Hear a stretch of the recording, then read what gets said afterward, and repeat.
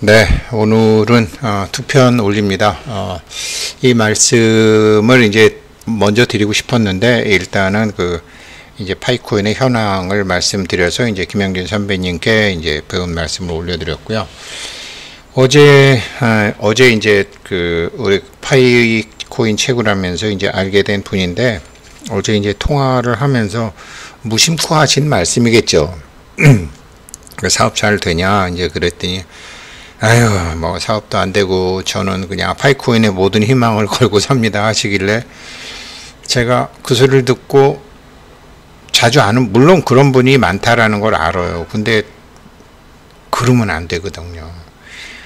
한번 생각을 해보세요. 자기가 어떤 것을, 모든 것을 걸고 한 것 중에 만족한 게 있나요? 모든 것을 걸고 했던 것이 시작도 끝도 중간도 좋았던 것이 있나요? 없거든요. 그건 없게 돼 있거든요. 그래서 머피의 법칙이라는 말이 나오는 거잖아요. 물론 저도 젊었을 때 이런 생각했죠. 그렇다고 파이코인에 대한 희망을 버려라? 그런 건 아니죠. 파이코인은 그래서 이제 제가 그렇구나. 이분 정도면 좀 많이 아실 줄 알았는데 아직 모르시는구나. 그래서 제가 어제 처음 나이를 물어봤더니 이제 55이라고 그래요. 근데 55이면 이런 거 알기 시작해야 되거든요. 저도 54살부터 이제 이런 공부를 시작했는데 뭐 파이코인 채굴하시는 분들이 다 잘 되시길 제가 바라고, 그분들이 잘 된다라는 건 파이코인이 잘 된다라는 거고, 그것 때문에 저도 좋다라는 거죠. 그래서 이제 이거를 좀 말씀을 드리고 싶었는데, 가령 예를 들면 이런 거죠. 우리가 2002년도에 월드컵 할 때 이제 히딩크 감독이 이제 압박축구라는 것을 선보였죠. 그래갖고 한국이란 나라가 뭐 스페인도 꺾고 이태리도 꺾고 막 이러면서 그냥 나중에 터키하고 독일에는 안 됐지만 압박축구로 해서 이제 성공을 했죠.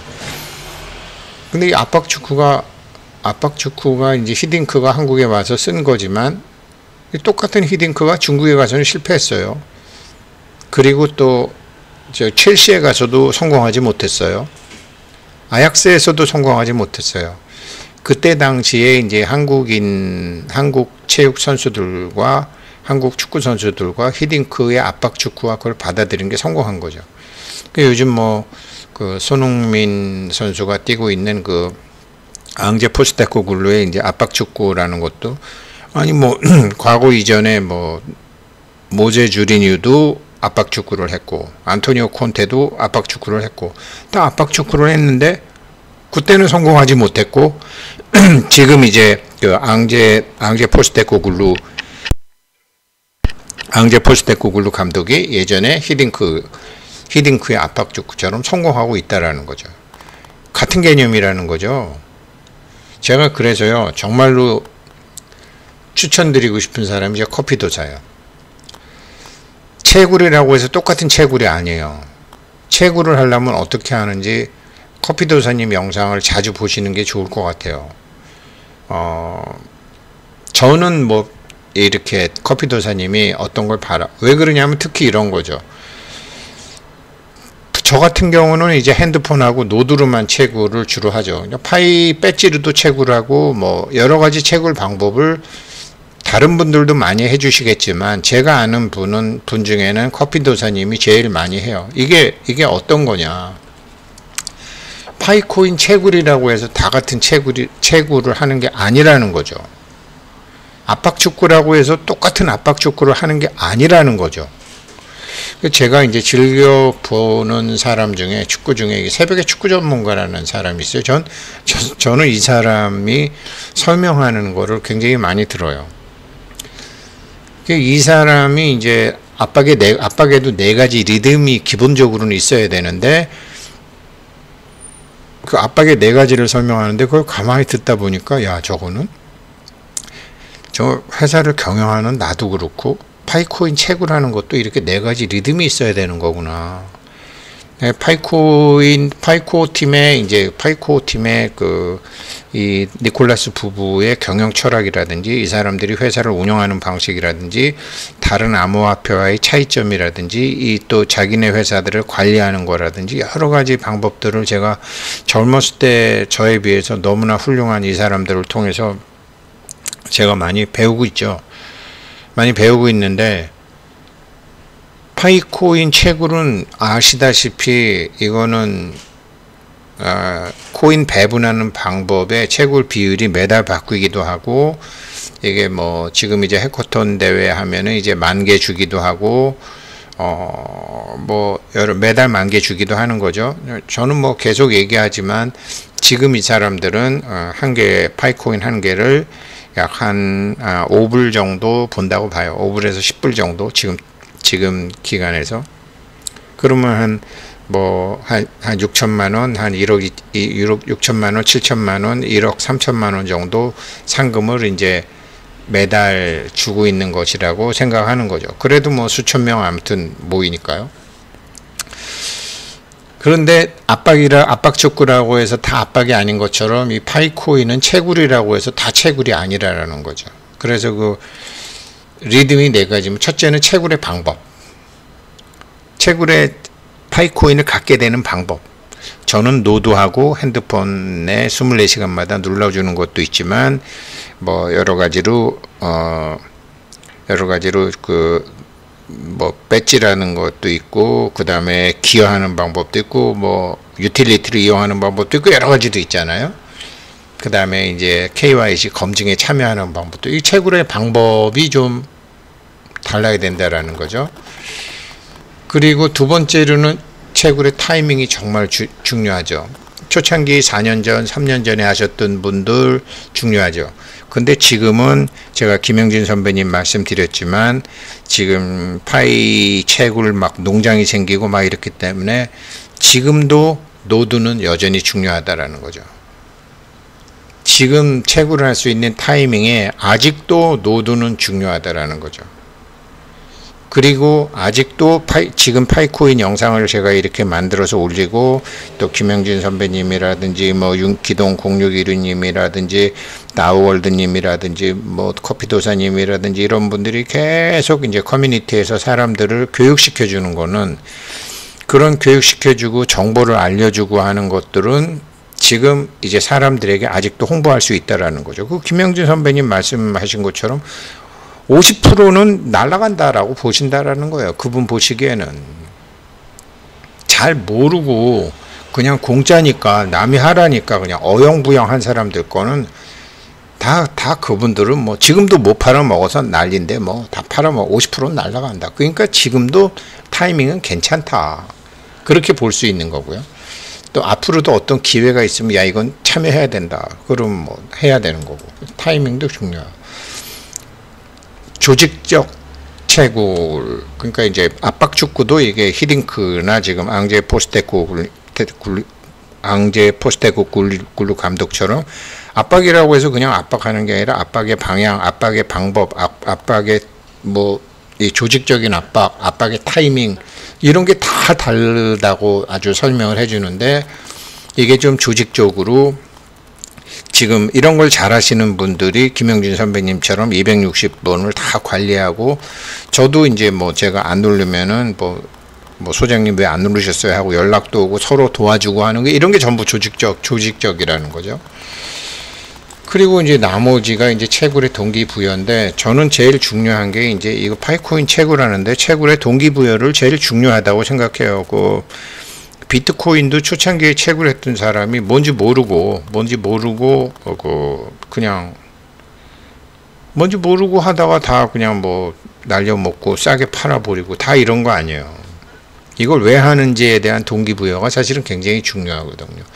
그러면서 이제 새벽에 축구 전문가라는 사람이 압박의 방법, 압박의 타이밍, 압박의 조직화, 압박의 동기부여를 지금 토트넘 감독은 굉장히 잘하고 있고 근데 감독만 잘한다고 되는 게 아니라 히딩크 감독이 한국에서 하던 방법을 중국에서 써보고 첼시에서 써보고 아약스에서 써봤는데 다 안 됐잖아요. 한국에서만 됐잖아요. 1등은 못 됐지만 아무튼 전 세계 4등까지는 올라갔잖아요. 그런 것처럼 이게 이런 게 적어도 자기 커뮤니티 사람들하고는 이런 게 다 맞아야 되고, 이런 걸 이제 파이코오팀의 니콜라스 부부 같은 사람들은 지금 많은 파이오니어들을 그렇게 조직화하려고 인센티브도 주고 교육도 하고 문제도 내고 부탁도 하고 이러면서 지금 이 사람들의 마인드를 바꿔가면서 지금 새로운 커뮤니티 화폐를 만들려고 노력을 하고 있는 게, 사실은 이 사람들은 채굴의 타이밍, 조직적인 채굴의 동기부여, 채굴의 방법을 굉장히 다양하게, 이건 뭐 비트코인이나 이더리움처럼 단순히 뭐 이렇게 채굴하는 방법이 아니잖아요. 이 자체를 그 새벽의 축구 전문가가 압박에 대해서 해설을 달았던 그 네 가지처럼 이렇게 채굴하는 방법, 타이밍, 뭐 조직화, 동기부여를 다 하고 있는 자체가 파이코인이라는 거죠. 성공한다라는 거죠. 성공한다라는 거는 10불, 100불, 1000불, 만불로 뭐 어떤 경제학자는 10만 불까지도 보던데, 그렇게 가는 거예요. 10만 불까지, 1파이당 10만 불까지 보는 거를 2025년도부터 2035년도 사이에 10만 불 간다. 뭐 이렇게 보더라고요. 뭐 뇌피셜인지 안 그러면 자기가 어떤 영감이 있었는지 그런 건 모르겠지만 뭐 저도 그렇게 될 수 있다고 봐요. 그래서 이게 지금 파이코인 채굴은 다른 코인하고 이 채굴의 이 마이닝 레이트가 계속 바뀌잖아요. 보상하는 방법이 다 바뀌잖아요. 제대로 하고 있다, 이제 그런 소리고요. 제가 이제 제일 말씀드린 거 이제 파이코인, 전 파이코인에 모든 걸 다 걸고 있습니다. 그래서 아니, 이 양반이 사업하는 사람인데 나이도 55살이라는데 돈 버는 사람이요? 이거 저 한 20년간 이거 공부했는데 1번부터 4번까지 스스로는 어떤 분인지 스스로 한번 답을 해보자. 돈이 사물이고 사람도 사물, 즉 물질이라고 생각하는 경우, 돈도 물질이고 사람도 물질이다. 뭐 공산주의자들은 모든 게 다 물질이죠. 그런 철학이 있는 거죠. 돈도 사물이고 사람도 물질이라고 생각하는 경우가 있고요. 두 번째는 돈은 물질이 아닌 같지만 돈은 어떤 사람은 물질인데 돈은 사건이라고 생각하는 경우. 지금 파이코인이 그런 거죠. 파이코인이 지금 손에 잡을 수도 없고 지금 아직 뭐 거래가 되는 것도 아닌데, 지금 파이코인 하는 사람들은 이 파이코인이라는 하나 사건을 대하는 자세가 다른 거잖아요. 그 대부분의 사람들은 자기는 언제 태어나서 언제 죽는 물질이지만, 사람도 뭐 나무나 돌이나 이런 것처럼 물질이지만 파이코인 이거는 사건이지, 이렇게 생각하시는 분도 계시다고요. 세 번째는 돈은 물질인데 사람은 사건이라고 생각하는 경우가 있죠. 사람을 사건이라고 생각하는 것이 동양에서는 굉장히 발달됐죠. 그래서 옛날에 사주팔자 이런 거 보고 그 사람을 사주로 분석을 하고, 서양에서도 별자리로 분석을 하고 사물 같지만 그 사물을 구성하는 그 입자와 그 기의 흐름, 파동을 분석해서 사람은 사람의 물질의 형상을 갖고 있지만 사실은 사건이다. 언제 태어나고 그때가 몇 월이고 며칠이고 해서 돈은 물질인데 사람은 사건이라고 생각하는 사람도 있어요. 이런 경우도 있어요. 네 번째는 아니다. 모든 것이 사물이 아니라 모든 것이 사건이다. 돈도 사건이고 사람도 사건이다. 사실 이것도 맞잖아요. 똑같은 사람이고 똑같이 돈을 바라는데 파이코인은 지금 사물이 아니잖아요. 사건이잖아요. 근데 어떤 사람은 이 사건을 자기도 사물이 아니라 사건이라고 생각하고 돈도 사건이라고 생각하는데, 어떻게 생각하시는지를 한 번쯤은 생각해 보셔야 된다는 거죠. 제 경우는 1, 2, 3, 4를 세상을 살면서 다 어떨 때는 1번, 어떨 때는 2번, 어떨 때는 3번, 어떨 때는 4번이었는데, 지금 파이코인은 저는 어떻게 생각하느냐? 당연히 4번이라고 생각을 해야 돼요. 나이 50살 넘으면 돈도 사건이고 사람도 사건이라고 생각해야 돼요. 이거 좀 특수 공부해야 돼요.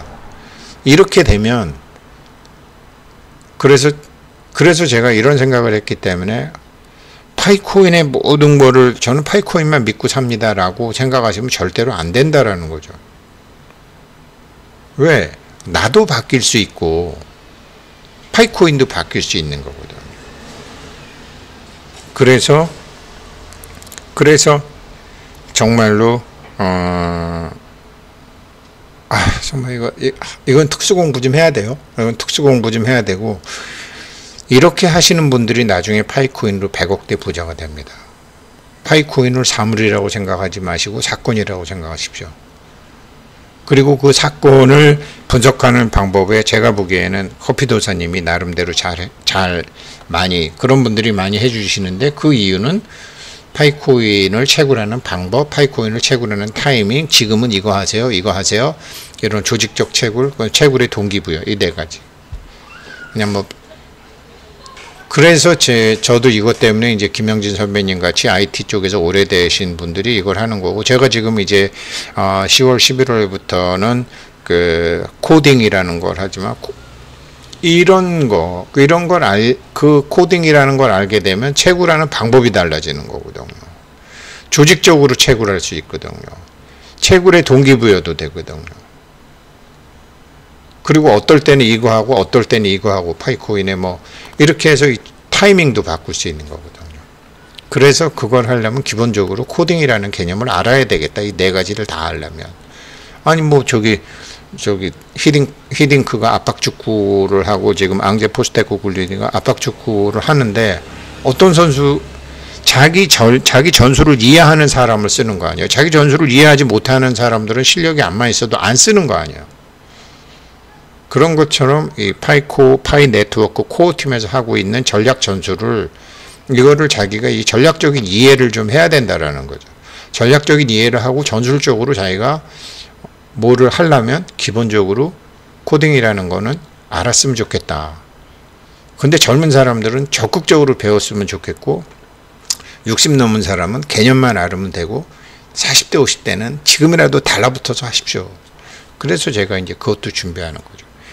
그래서 오늘은 우리 김 사장님이 파이코인에 모든 희망을 걸고 산다고 하시길래, 모든 희망을 걸으려면 하는 게 달라져야 된다라는 거죠.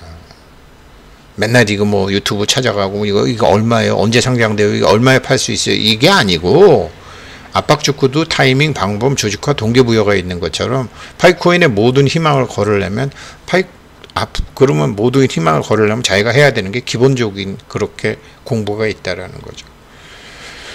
아예 죽고 나서도 공부하라고 학생 부분 신이 하는 판에 지금 뭐 나이 40대 50대 공부하시는 거 좋죠. 저처럼 이게 65살이라도 반성하는 의미에서 공부하고 있는데, 아무튼 화이팅 하십시오.